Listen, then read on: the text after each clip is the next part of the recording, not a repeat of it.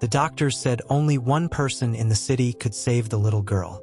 Without hesitation, Sarah signed the papers. She donated a part of her liver to a child she had never met. 3 days later, she returned home to find her own life destroyed. The woman with nothing. Sarah, a 28-year-old waitress in Chicago, worked 2 jobs just to pay rent. She had no family left. Her parents had died years earlier, and her fiancé had left after she lost her first job. Despite her hardships, everyone knew Sarah for one thing: she could never ignore someone in pain. One rainy evening, Sarah saw a desperate father crying outside a hospital. His 6-year-old daughter, Emily, would die without an urgent liver transplant. Thousands had been tested. None matched. Sarah volunteered. Hours later, the doctor rushed back. She was a perfect match. The surgery carried risks. She could lose her job. She could lose her health. She could even die. Everyone told her she was crazy.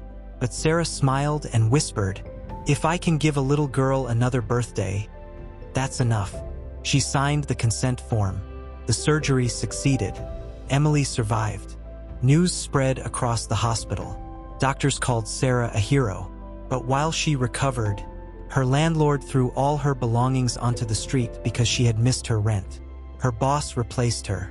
She left the hospital with nowhere to go. Weak from surgery, Sarah sat alone on a park bench. Rain soaked her clothes. She hadn't eaten in 2 days. She quietly wondered if doing the right thing had ruined her life. A black SUV stopped beside the park. An elderly man stepped out. He introduced himself. "My name is Richard Carter." Sarah had never heard the name, but the entire city knew him. He owned one of the largest companies in Illinois.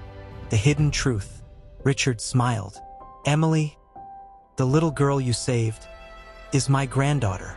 Sarah froze. He continued, "Money couldn't save her. Your kindness did." Then he handed Sarah a small envelope. Inside was the deed to a beautiful house, a job offer, and a handwritten note. Heroes should never be homeless. Months later, Sarah became director of the Carter Children's Foundation. She spent every day helping struggling families receive life-saving medical care.